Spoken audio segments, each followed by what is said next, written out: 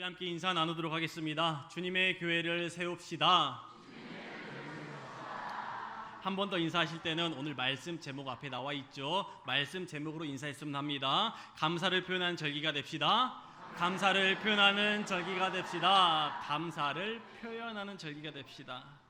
오늘도 가정과 처소에서 그리고 성전에서 함께 예배드리는 사랑하는 성도들 위해 하나님께 주시는 넘치는 은혜가 듬뿍 임하게 되기를 간절히 소망합니다. 오늘은 맥주 감사 주일 예배로 드리고 있습니다. 출애굽기 23장 16절을 보게 되면 맥추절을 지키라 라고 나옵니다. 맥추절을 지켜라. 이는 내가 수고하여 밭에 뿌린 것의 첫 열매를 거둠이니라. 이스라엘 백성들이 가나안 땅에 정착하게 됩니다. 밀을 수확합니다. 그 처음 열매로 하나님께 예배를 드리며 절기로 지켰던 날이 맥추절입니다. 그러나 맥추절은 2000년 전의 농경문화 사회 속에서는 정확할 수 있지만 오늘날은 농사짓는 사회도 아니기에 이 맥추절의 의미에 대해 의문을 가진 성도들이 있는 것도 사실입니다. 그렇다면 성도 여러분, 성경에서 말씀하는 맥추절을 통해 우리가 도전해야 되는 것, 결단해야 되는 것이 무엇이 있을까요? 1년 중 상반기를 돌아보고 하반기를 기대하며 살아가야 되는 우리 성도들에게 감사의 이유를 찾아 감사를 표현하는 절기가 되기를 바라는 마음으로 오늘 말씀을 준비하게 되었습니다. 중국의 춘추 전국시대에는요, 동약의학의 아버지로 불리는 편작이라는 명의가 있었습니다. 그의 요술이 너무 신통하고 또 뛰어나서 어느 날 왕이 묻습니다. 의술이 뛰어난 삼형제 중 막내인 편작이 어떻게 가장 의술이 뛰어날 수 있었는지를 묻습니다. 이에 편작은 대답합니다. 큰 형님이 가장 뛰어나고 그 다음에는 둘째 형님이며 제가 가장 부족합니다. 큰 형님은 아예 병이 생기지 않도록 치료하시고 둘째 형은 병이 커지기 전에 치료합니다. 그래서 사람들은 잔병이 나지 않도록 하는 의사라고 알고 있습니다. 그러자 왕은 편작에게 또 묻습니다. 그러면 자네는 어떠한가? 라고 물어요. 그래서 편작은 대답합니다. 형들에 비해 저는 환자들의 병이 아주 위중해진 다음에야 병을 치료합니다.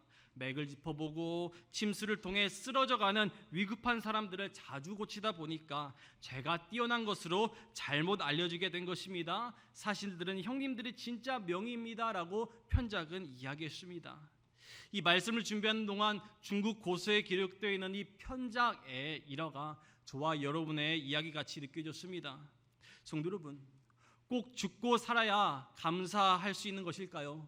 꼭 기적이 일어나야만 감사한 것일까요? 어쩌면 우리가 정말 감사해야 될 것은 특별할 것 없어 보이는 우리의 평범한 일상일지도 모릅니다. 그런 하루하루가 있기까지 편작의 형님들이 미리 환자들을 치료한 것처럼 우리 삶 가운데 하나님의 인도하심, 하나님의 보호하심이 없었다면 우리는 평범한 일상을 누리지 못했을 것입니다. 성도 여러분, 인생을 한번 쭉 돌아보면 하나님의 손길이 안 미친 곳 하나 없다라고 고백하는 우리의 삶들이 있죠. 이러한 삶 가운데 우리는 얼마나 기쁘고 얼마나 감사하게 살아가고 계십니까? 사실 오늘 우리가 예배당에 나와서 기도하고 말씀 듣고 찬양하는 것 모든 것 하나님의 은혜인 줄 믿습니다. 모두 다 감사의 이유이죠. 그렇습니다. 우리 삶에 하나님의 은혜 없이는 당연한 것 하나 없습니다. 성도 여러분, 이 사실을 믿으십니까? 감사의 절기가 되면 저에게 늘 스스로 묻는 질문 한 가지가 있습니다. 나에게 감사할 만한 일들이 있었는가? 라는 생각을 합니다. 난 어떤 감사할 일이 있었지? 라고 돌아보는 것이죠. 아마 감사 절기 때마다 항상 듣는 이야기 중에 하나가 띵크와 땡크라는 영어 단어일 겁니다. 이 감사를 뜻하는 영어 단어 땡크는 그 어원이요, 바로 띵크입니다. 우리 땡큐 할 때 감사합니다라고 하죠. 그 시작이 바로 띵크, 생각하다라는 단어입니다. 어떤 뜻이냐? 감사는 생각해야 된다라는 뜻이며 생각하면 감사할 일이 많이 있습니다라는 말씀을 자주 듣곤 합니다. 맥주 감사주일로 지내는 이 시간에 혹시 우리 삶에 감사한 일들이 있었을까라고 질문하고 계시는 성도님 계실까요? 우리 삶 가운데 감사를 잊어버리고 감사를 잃어버리고 살아가고 있지 않으십니까? 하나님께서 우리에게 주신 수만 가지의 감사한 것들이 있죠. 그런데 안 주신 딱 한 가지, 딱 두 번째를 찾아내는 성도님들의 모습 우리 없었습니까? 아니면 하나님께 주신 모든 것에 감사합니다, 하나님 감사합니다 라고 살아가고 계십니까? 사실 우리는 하나님께서 수백 가지를 우리에게 주셨죠. 그 은혜와 사랑에 감사하며 살아가야 하지만 그 가운데 주시지 않은 한두 가지에 집중해서 하나님께 불평불만을 표현하고 살아가는 우리의 모습, 저의 모습도 떠오릅니다. 감사에 대해서 당연하다라고 생각할 때가 왜 그리 많았던지요. 오늘 함께 읽은 본문에서도 감사를 당연하게 생각한 그 9명의 나병 환자에 대한 이야기가 기록되어 있습니다. 사진과 같이 예수님께서 10명의 나병 환자들을 고쳐주신 사건이 본문에 기록되어 있으며 예수님께서는 믿음과 감사 그리고 감사와 믿음에 대해서 말씀하고 계십니다. 우리 본문 11절과 12절의 말씀입니다. 함께 읽겠습니다. 예수께서 예루살렘으로 가실 때 사마리아와 갈릴리 사이로 지나가시다가 한 마을에 들어가시니 나병 환자 10명이 멀리 서서 아멘. 예수님께서 예루살렘으로 가시는 길입니다. 사마리아와 갈릴리 사이로 지나가시면서 한 마을에 가십니다. 그곳에는 나병 환자 10명이 있었으며 예수님께서 나병 환자 10명을 만나게 되시죠. 당시에 나병은요, 몸이 썩어 문드러지면서 살점들이 뜯겨 나가는 불치의 병이었다고 합니다. 전염력도 대단히 강했다고 합니다. 더욱 이 병이 큰 고통을 줬던 것은요, 나병은 하나님의 저주다라고 이렇게 표현됐다고 합니다. 또한 나병이 걸리면 가족과 멀리 떨어져서 살아야 됐습니다. 또한 나병 환자들 마을 안에 살지 못했고 당연히 성전에 가지 못했겠죠. 그리고 더불어 나병 환자들 사람들이 가까이 어떻게 가게 됐습니다. 그러면 스스로 이렇게 외쳐야만 했습니다.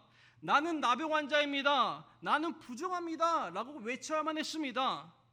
그러지 않으면 돌로 쳐 죽여도 된다라는 법이 있을 정도였죠. 성도 여러분, 어떻게 보면 이 나병 환자에 대해서 사회적 차별이 정말 크다라고 생각할 수 있습니다. 그러나 전염으로 인해 더 큰 재앙을 막으려는 노력으로도 보이기도 합니다. 그렇다면 당시 나병 환자들의 삶은 어땠을까요? 몸도 상했겠죠. 마음 또한 엄청 상했을 겁니다. 외롭고 수치스럽고 서러웠을 겁니다. 난 하나님의 저주받은 사람인가? 더욱 이상 기대할 것은 없었으며 몸을 봅니다. 썩어져 갑니다. 살점도 떨어집니다. 아, 이제 나 죽을 날 얼마 안 남았구나 라고 이렇게 생각하는 병이 바로 나병 환자, 나병이었습니다. 그럼 그들에게 희망적인 이야기가 들립니다. 예수님, 나사렛 예수란 분이 어떤 질병도 고칠 수 있으며 불쌍한 자를 굽어 살핀다라는 그 소문이 그들의 귀에 들리기 시작합니다. 자, 이제 예수님 만나면 되겠구나. 다 예수님 만나면 우리 고쳐지겠구나 라는 희망이 생깁니다. 그러던 어느 날 예수님께서 자신들이 살고 있는 그 지역을 지난다는 이야기에 나병 환자들은 예수님을 만나 멀리 서서 외치게 됩니다. 우리 13절의 말씀 함께 읽겠습니다. 소리를 높여 이르되 예수 선생님이여 우리를 불쌍히 여기소서 하거늘. 소리를 높여 이르되, 당시에 예수님과 거리가 있었습니다. 예수님 주변에 많은 사람들이 둘러 있었습니다. 그 떨어진 사이에 이 나병 환자들 10명 있었죠. 큰 소리로 라우드리 보이스라고 성경은 기록합니다. 쥐어 짜듯이 정말 큰 목소리로 주여 우리를 보시옵소서, 고쳐주옵소서라고 크게 외치고 있는 모습이죠. 얼마나 목소리가 컸던지 주변을 뚫고 나온 그 목소리에 그 주님은 듣습니다. 그리고 불쌍히 여기십니다. 그리고 14절과 같이 가서 제사장들에게 너희 몸을 보이라 라고 말씀하시면서 나병 환자들의 병을 고쳐주십니다. 그렇게 나병 환자 10명이 다 고침받았습니다. 그런데 나머지 9은요 온데간데 없이 사라지고요, 딱 한 명만, 그 사마리아 사람 딱 한 명만 예수님께 와서 엎드려 감사를 표현하게 됩니다. 우리 함께 17절 말씀 읽을 텐데요, 오늘 본문 가운데 가장 중요한 말씀이기도 합니다. 이 17절 말씀 함께 읽겠습니다. 예수께서 10사람이 다 깨끗함을 받지 아니하였느냐? 그 9은 어디 있느냐? 아멘. 사실 오늘의 본문은요, 예수님께서 많은 지역을 다니시면서 기적과 이적으로 많은 사람을 고치신다라는 그 가운데 하나입니다. 자, 오늘 본문도 예수님께서 나병 환자 10사람을 깨끗게 하셨다, 깨끗함을 받았다라고 예수님의 사역이 끝날 수도 있었습니다. 그런데 예수님께서는 오늘 사역 가운데 맨 마지막 17절 끝부분에 물어보십니다. 그 9, 나머지 9은 어디 있느냐라고 굳이 물어보십니다. 본문을 통해서 말씀하시고자 하는 예수님의 중요한 이야기는 바로 그 아홉을 어디 있느냐, 그 아홉은 어디 있기 때문에 왜 나오지 않았냐, 감사를 표현하지 않느냐라고 일부러 말씀하고 계시는 겁니다. 성도 여러분, 예수님께 고침받은 10명의 나병 환자 가운데 사마리아 그 한 사람만이 발걸음을 멈추고 예수님께 돌아오게 되죠. 여러분, 사진을 보면서 한번 생각해 봤으면 합니다. 자, 여기 보게 되면 한 명 사마리아 사람이 예수님 앞에서 무릎 꿇고 엎드려 감사하다고 표현하죠. 그럼 나머지 뒤에 있는 9명 한번 생각해 봤으면 좋겠어요. 어떤 모습입니까? 너무 기쁜 겁니다. 너무 신나는 겁니다. 예수님께서 당연히 고쳐주셨어요. 성도 여러분, 한번 생각해 봤으면 합니다. 이 9명 뒤에 있는 9명의 사람들, 예수님에 대해서 감사한 마음이 있었을까요? 없었을까요? 있었겠죠. 사람이라면요, 당연히 감사했을 겁니다. 소리를 높여 불러서 예수님께 고침을 받았는데 왜 감사하지 않겠습니까? 정말 감사했을 겁니다. 그런데 왜 한 사람만 예수님 앞에 나오게 되었을까요? 왜요?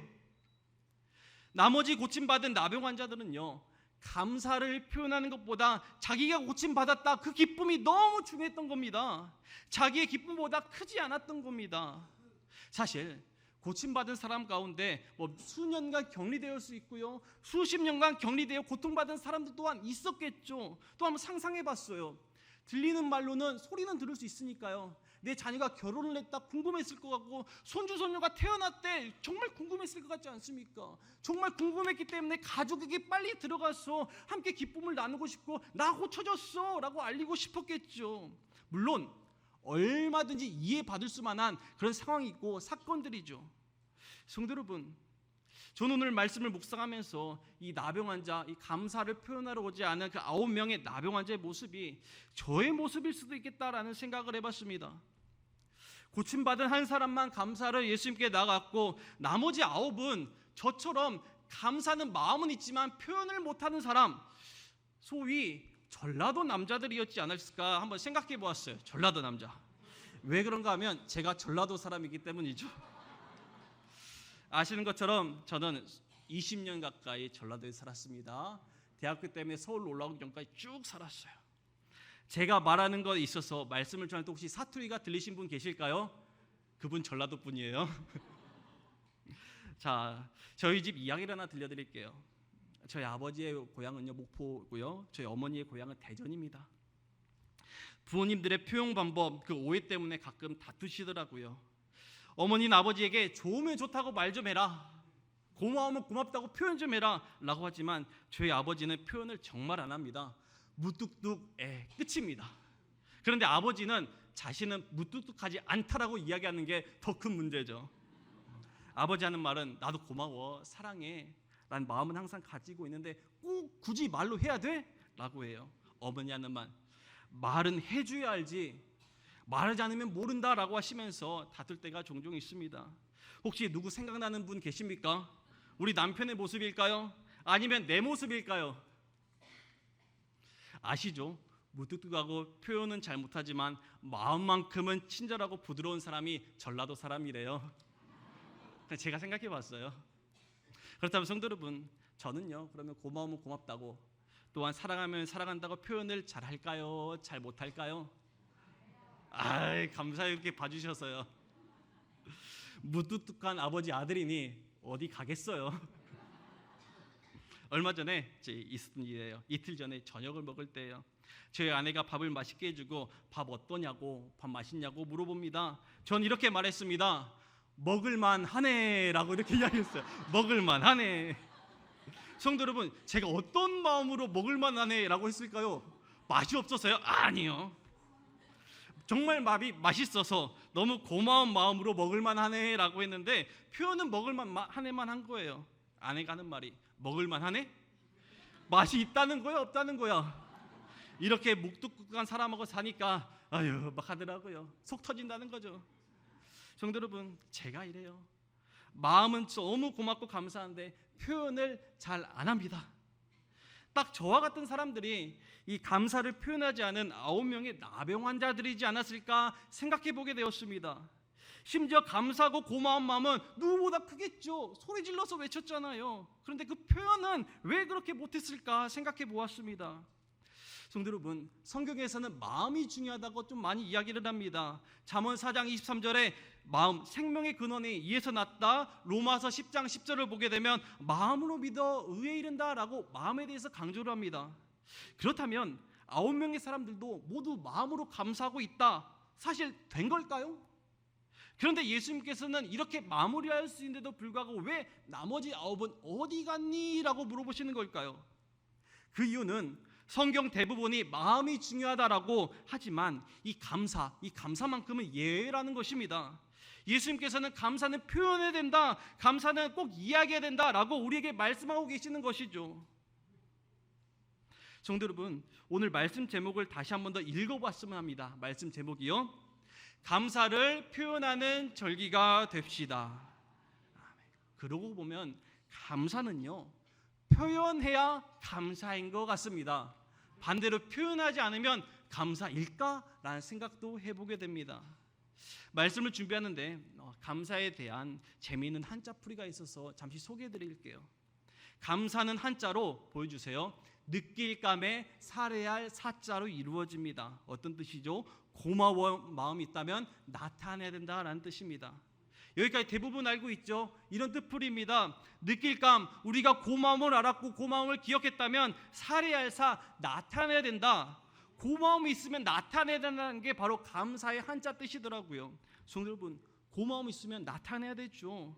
그러나 우리에게는, 그리고 전라도에서 자라난 저에게는 감사라는 단어 가운데 느낄 감자만 저에게 있더라고요. 느낄 감만. 살해할 사는 어디 갔는지 모르겠더라고요. 감사하는 마음은 너무 많이 알아요. 감사하다는 마음만큼은 정말 많이 생각합니다. 그러나 중요한 것은 느낄 감자만 너무 중요하게 생각해서 그런지 살해할 사자는 거의 없다시피 합니다. 온종일 마음만 있는 거예요. 사는 대체 어디 간 겁니까? 성도 여러분, 감과 사 같이 가고 계십니까? 따로 있지 않으십니까? 감과 사가 균형을 이루는 감사 생활하는 저와 여러분이 되기를 간절히 소망합니다. 혹시 옆에 계신 성도님께 느낄 감자는 있지만 살해할 사자 많이 표현하셨습니까? 혹시 아내와 남편 또 자녀와 부모에게 감사하는 마음, 감사는 항상 느끼고 있지만 그 마음으로 끝나는 모습이 우리의 모습이진 않았습니까?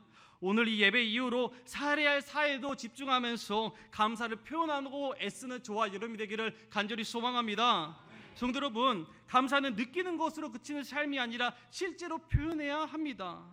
바로 예수님께 돌아와 감사를 표현했던 그 한 사람처럼 감사를 표현해서 예수님께 칭찬받는 저와 여러분이 되기를 주님의 이름으로 간절히 소망합니다. 자, 이제 10명의 나병 환자가 고침을 받았습니다. 고침받은 한 사람만 감사를 표현하러 예수님께 나왔죠. 그러자 예수님께서는 19절과 같이 말씀하셨습니다. 우리 함께 19절의 말씀 함께 읽겠습니다. 그에게 이르시되 일어나 가라, 내 믿음이 너를 구원하였느니라 하시더라. 아멘. 예수님께서는 감사를 표현하러 온 그 한 사람에게 내 믿음이 너를 구원하였느니라 라고 말씀하십니다. 내 믿음이, 내가 병고침의 은혜를 받고 나서 나에게 감사하러 오는 너 참 믿음이 있는 사람이구나 라고 말씀하십니다. 감사는 믿음이다라는 것을 우리가 알게 되죠. 믿음 있는 사람이 감사를 표현할 수 있다라는 것도 알게 됩니다. 더불어 그러한 너에게 내가 구원하겠다라고 또 말씀하십니다. 성도 여러분, 먼저 주님은 감사를 믿음의 표현이라고 말씀하셨고요, 두 번째로 주님께서는 감사하는 사람에게는 더 큰 은혜로 부어주겠다라고 말씀하고 계십니다. 얼마나 놀랍고 얼마나 감사한 주님의 말씀입니까? 말씀을 준비하는 가운데 이 평생 감사라는 책이 있습니다. 이 책을 쓰신 전광 목사님의 글 가운데 한 가지 은혜가 되는 부분이 있어서 함께 나누고자 합니다. 제가 읽어볼게요. 소소한 일상의 감사에 눈을 뜨면서 나의 삶을 달라졌습니다. 하루를 감사로 시작하고 감사로 마무리하며 살아가다 보니 세상에 희망을 두게 되었습니다. 그동안 다람쥐 쳇바퀴 돌듯 반복되던 지루한 일상은 거짓말처럼 다시 활기를 되찾았습니다. 비록 인간적인 눈으로 볼 때는 불행이고 슬픔이고 아픔이지만 감사의 눈으로 바라보니 합력하여 선을 이루시는 하나님을 보게 하는 감사의 조건들이었습니다. 다음 보여주세요. 우리 삶에서 감사할 것이 무엇이 있을까요? 두 손으로 일할 수 있어서 감사합니다. 두 눈으로 볼 수 있음에 감사합니다. 하루 세 끼 먹을 수 있음에 감사합니다. 많은 사람들은 평범한 일상의 소중함을 잊고 살아갑니다. 살아 숨쉬는 것, 물 마시는 것, 건강한 것까지 누리는 모든 축복들을 너무도 당연하게 생각합니다.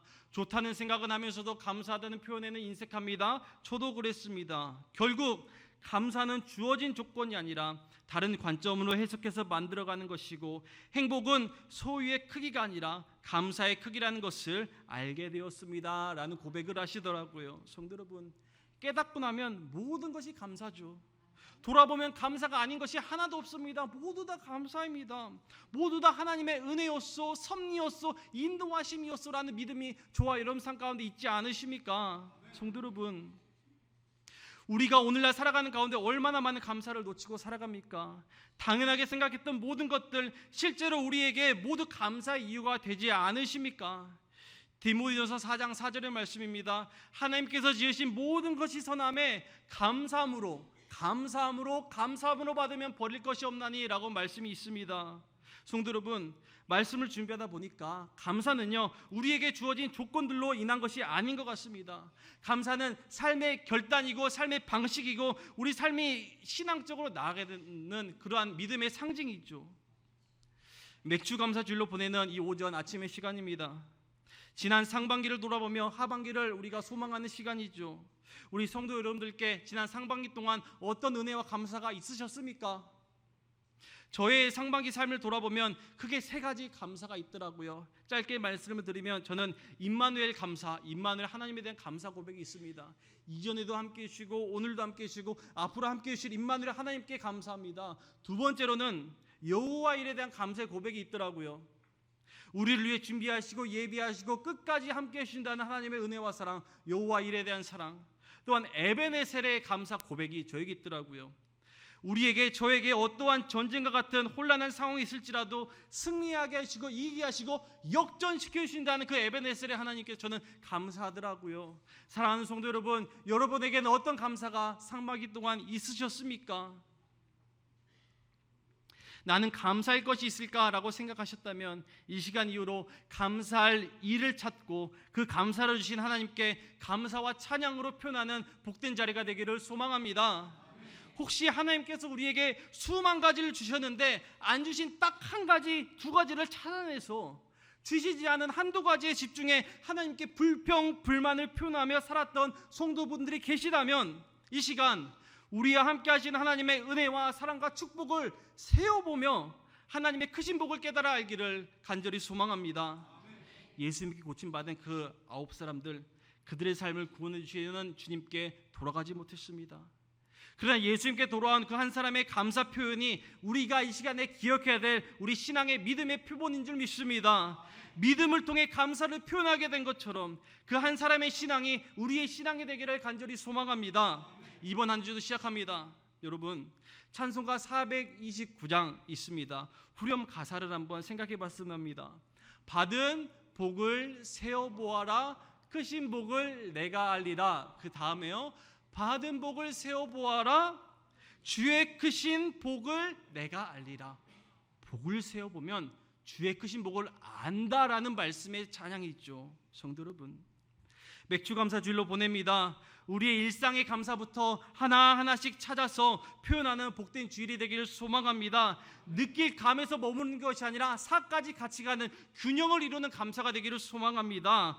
그러므로 복된 성도들의 삶 속에서 감사를 표현하는 복된 한 주간이 되기를 우리 주님 예수 그리스도의 이름으로 간절히 축원합니다. 기도하겠습니다. 거룩하신 하나님, 맥주 감사 주일을 보내면서 우리 삶 가운데 당연하게 생각했던 하나님의 은혜들을 다시 한번 생각해 봅니다. 그동안 하나님께서 우리를 사랑하셔서 우리에게 주신 수백 가지의 은혜가 있었지만 주시지 않은 한두 가지 불평에 집중해 감사를 생각하지 못했고 표현하지 못한 저희의 모습, 이 시간 회개합니다. 하나님께서 지으시고 하나님께서 우리에게 주신 모든 것이 선한데 우리는 조건으로 삶을 바라보고 또한 조건으로 삶을 향함으로 선하신 하나님의 사랑을 느끼지 못했음을 이 시간 고백합니다. 예배를 통해 예수님께 돌아와 감사 표현했던 그 한 사람의 모습이 우리의 모습이 되도록 인도하시고 우리의 신앙이 더 큰 구원으로 함께 하시는 하나님의 축복을 받는 성도들 되게 하여 주옵소서. 사랑이 많으신 하나님, 우리 성도들 가운데 아픈 성도들, 시술과 수술을 앞둔 성도들이 있습니다. 그리고 회복이 필요한 성도들의 가정 또한 있습니다. 더불어 기도가 필요한, 기도가 이어지지 않는 갈급한 심령들의 성도들 또한 있습니다. 여호와 라파의 하나님, 여호와 니시 하나님, 하나님께서 치료해 주시고 이기게 하시고 여호와의 일의 하나님으로 함께하여 주옵소서. 여호와 이레 되신 우리 주님 예수 그리스도의 이름으로 간절히 축복하며 기도드립니다.